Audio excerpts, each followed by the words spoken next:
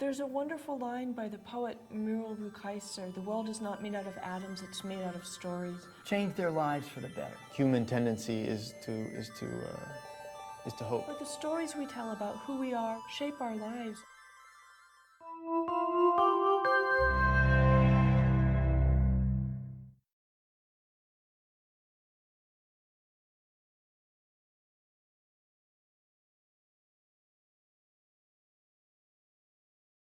Hello, I'm Richard Beeman. I've been a professor of history at the University of Pennsylvania for 44 years. My university is located in the city of Philadelphia, which is, of course, the place where both the Declaration of Independence and the United States Constitution were drafted. And I guess that's why I've spent nearly all of those 44 years teaching and writing about those subjects.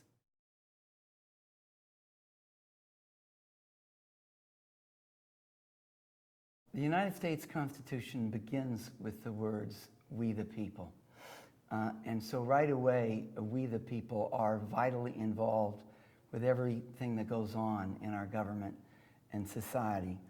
But what I also want people to know is that the framers of the Constitution had some humility. They knew that they were only creating a more perfect union. And in fact, those we the people, as they envisioned them in 1787, did not fully include African American slaves, American Indians, women, even males who did not own property were sometimes denied the right to vote. So what I'd also like people to understand is that phrase, "we the people," and indeed the whole document of the Constitution has changed over time, and indeed it has become a more democratic document over time. That really is the big story of American history. The growth of democracy and the increasing acceptance of the immortal words of our other great founding document, the Declaration of Independence, that all men are created equal. A set of words that Thomas Jefferson and most others at the time weren't prepared to fully embrace either.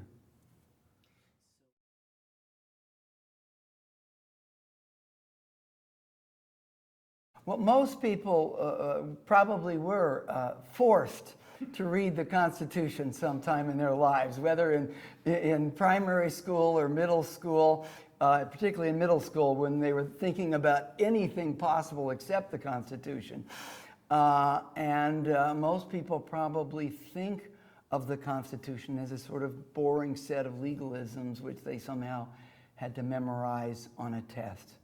But of course, that's not why I wrote the Penguin Guide to the United States Constitution. I really did want to write a book which helped people understand the Constitution, not only as a living document, but a document that has a real impact on their lives. So the way I structured the book is that it begins with the documents themselves, the Declaration of Independence and the Constitution, and the amendments to the Constitution, but they're annotated versions of those. So I do try to explain what those various clauses of the Declaration and the Constitution, what they meant at the time they were drafted, but also what they've come to mean today.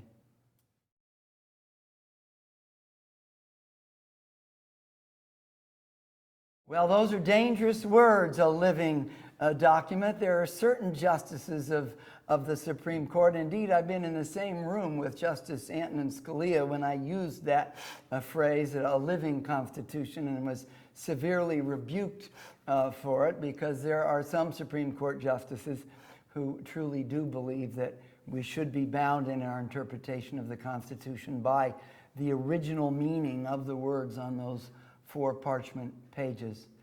But anyone who looks at the history of the United States of America can understand that it has been a living document, that it has changed over time, that the sets of liberties which it guaranteed to Americans have expanded over time, expanded not only to new and different groups of Americans, but the very list of liberties themselves have changed. So, for example, the right of privacy Nowhere will you find it mentioned in the words of the Constitution. But as the Constitution has come to be understood over time, we can see that the unenumerated rights of the Ninth Amendment, the guarantees of due process in the 14th Amendment, all do, in fact, offer that promising of a right of privacy. That's just one of many examples of the way in which the document really has changed, and I think changed for the better, has become even more perfect than it was in 1787.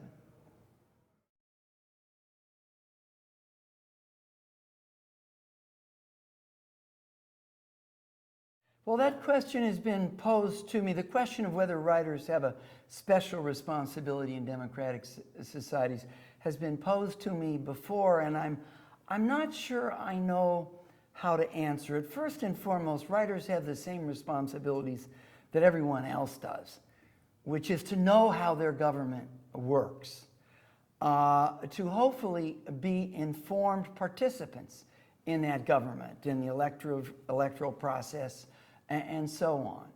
And hopefully also to give a little back to society, and to volunteer some aspect of their time to making society better. I think those are responsibilities that every American citizen has. I'm a writer of history, so I know what my responsibilities are, and they're really to seek the truth about our history. There are a lot of historians out there who will disagree with particular things that I have said about the American Revolution or the Constitution, but I hope even those who disagree with me will see that I was trying to weigh the evidence fairly, that I was being diligent in looking for all of the evidence. And so that's what I consider my responsibility as a writer to be. Again, that's just one very, very small piece of the literary profession, and an even smaller piece of that vast expanse of the humanities.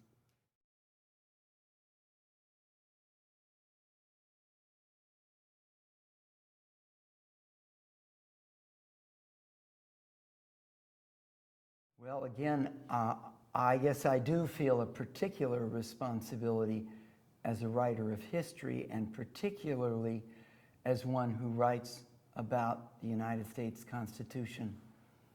All of those words, 4,400 words, that's it, on 4 parchment pages as it emerged in 1787 from the Constitutional Convention.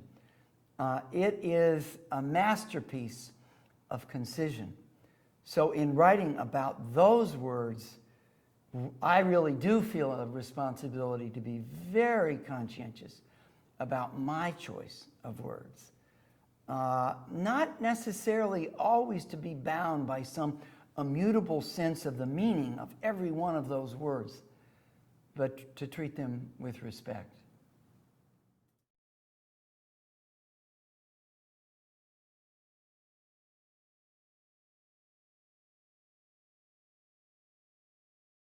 Well, first let me say that it's inconceivable that literature, arts, and the humanities can genuinely flourish in any society other than a free, democratic society. It is only in those sorts of societies that individuals are given the freedom to exercise that enormous range of creativity that we see in the humanities. There is no set of disciplines more expansive, more varied, more contested, more controversial than the humanities. It is sometimes hard to ferret out truth or beauty or art in the humanities. But it does seem to me that democratic societies really are the kinds of societies that nurture that.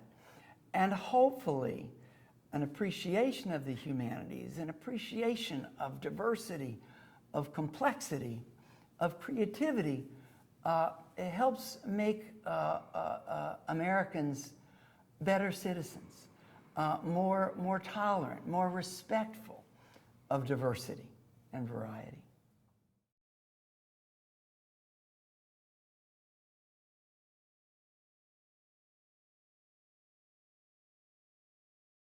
Well, certainly one of the first, right there up front in the First Amendment, yep. Congress shall make no law abridging freedom of speech, freedom of press. That's absolutely right. And although James Madison was the author of that amendment, his good friend and neighbor, Thomas Jefferson, who was not present at the Constitutional Convention, but of course drafted the Declaration, believed more than anything else that was the secret of a just and libertarian society. That free and open debate is the great enemy of error. Not some law that defines what error is, but rather free and open speech.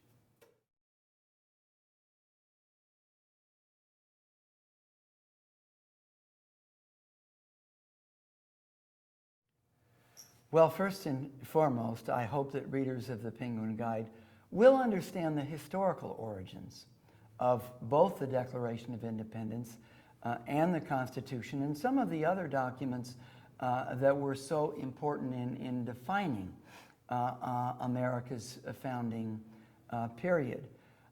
But again, what I also hope they'll see is the way that those documents did not remain frozen in time. The way in which they have come over time gradually to serve all Americans. In this wonderful California Reads project that you've initiated, I note that I'm really the only author who's writing about dead white men way back in the 18th century. And it is true that those men who gathered in Philadelphia in 1787 were mostly wealthy, mostly from roughly similar Protestant Christian backgrounds. But they did understand that the nation was changing, and they truly did try to craft a document that would be flexible enough to accommodate change. So I think also that I hope people who read the Penguin Guide will come to see how this document, drafted by these dead white men from a long time ago, really not only has some meaning to them, some importance to them, but can really help them change their lives for the better.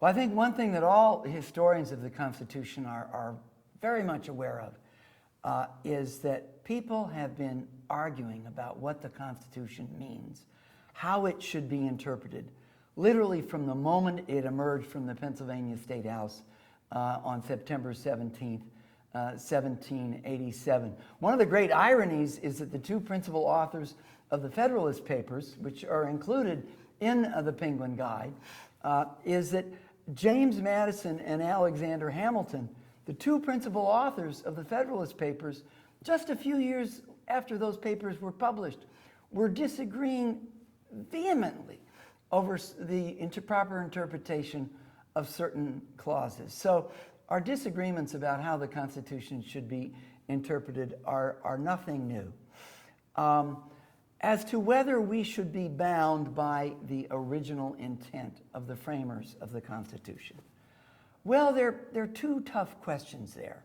First of all, I have to say, as somebody who spent most of his adult life studying these folks, I have a great deal of respect for them. If you gave me a choice between trading those 55 men, and some of them were a long way away from being perfect men, those 55 men for the best 55 men of the 535 men and women who serve in our United States Congress today?